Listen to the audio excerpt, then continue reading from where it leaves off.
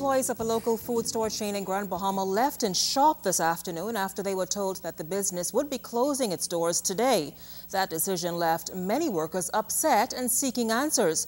But that wasn't the end of it. Just as they were preparing to bid farewell to the workplace, management reportedly rescinded the decision. Pakisha Edgecombe explains. Speculations continued about the possible closure of the city market chains on Grand Bahama, and on Monday afternoon, the city market store downtown was preparing to do just that. A sign posted at the entrance stated that effective 3 p.m. September 12, 2011, City Market's downtown location would be closed until further notice. This news, however, was met with disappointment as some employees who did not wish to identify themselves felt that they were being treated unfairly and left hanging. Waiting for 28 years and you just drop it on us 2 hours before the time that the door is going to close. So it's just sad. It's like you don't have no respect for me at all. For my time I put in with you all to say I could give you all notice. At least if you all want to find something to do or whatever you all entitled to, you all will be taken care of. But they didn't tell us nothing. You should have held a meeting the week before this and let us know what to do. So if you know someone else could have gone to somebody and get a job or something, let us know so we'll know ahead of time before they don't just go and just do it. That's the wrong way to go about things.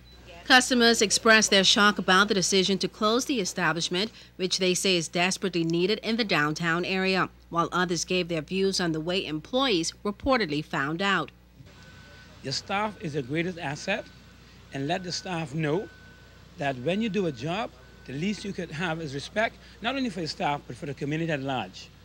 I've shopped at this place for years and years, and today is a sad day in Grand Bahama. You need to stop joking and leave the shop open. People are so old, people come in this shop here, we're living right around the corner. Sometimes you don't have the ride to get the Sawyers and Solomons and all those. And of course, right away, it's close to the bus stop. And you come out of the food store to grocery, just head to the bus stop. It was very convenient for people most of the time. Concerned about the decision to close the store, officials of the Department of Labor also visited the downtown location seeking answers. At 3 p.m., the doors of City Market downtown location was closed as expected, and customers turned away. Throw a lot of people off, so I wish they would reconsider and change their mind about closing the doors. Less than an hour following the 3 p.m. closure, it would appear that management had a change of heart. Our ZNS newsroom was informed by manager Jen Dames that the store had reopened. As to what led to the sudden change, our news team was not informed, but we were told that the store will remain open until further notice. Prime Minister Ingram continued his Family Island tour of areas damaged by Hurricane Irene at the weekend. His latest stop was Long Island and Rum Cay. On Rum Cay, the Prime Minister viewed the island's clinic, public dock and airport perimeter. Ingram advised that the airport's perimeter fencing will be immediately repaired. He noted that the public dock will require urgent repair and that necessary reconstruction will be done for the island's clinic. The Department of Environmental Health, meantime, will be instructed to assess the waste disposal site on Rum Cay as it is currently sits near a pond. On Long Island, banana farms took a heavy hit from Irene. In the northern settlement of Burnt Ground, Long Island, flooding continues to be a factor. The Prime Minister said assessments will be made to determine how additional drainage might have an impact. Moving on now to tourism news. Bahamian entrepreneur and hotelier Siobhan Darville has been elected the new Bahama Out Islands Promotion Board president for the next year. The Bahama Out Islands Promotion Board assists hotel members in achieving higher occupancies and increased room revenues while reducing operating costs for greater return on investment. Darville says her objective is to focus on people's issues, namely to take a look at what's working and what's not working to get the machinery of business expansion moving ahead at a faster pace. From Exuma tonight, the crew of the American TV show Wheel of Fortune wrapped up a shoot at the Emerald Bay Resort in Exuma. The episodes will air in December and February 2012 and will attract a viewing audience of at least 20 million people nightly. Julian Gibson has this backstage pass for us tonight as he chats with hosts Pat Sajak and Vanna White. They've probably been seen on your home television set for years, but what really goes on during the actual taping of the Wheel of Fortune game show? And we've been on the air for 30 years, and so it's become almost second nature. Everyone knows how to do their job well. We have a lot of people on our show.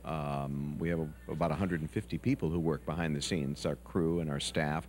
It's a big show to put on, but everyone's worked for so long, it runs pretty smoothly. When we do a half-hour show, it doesn't take much more than half an hour to do because we know what we're doing.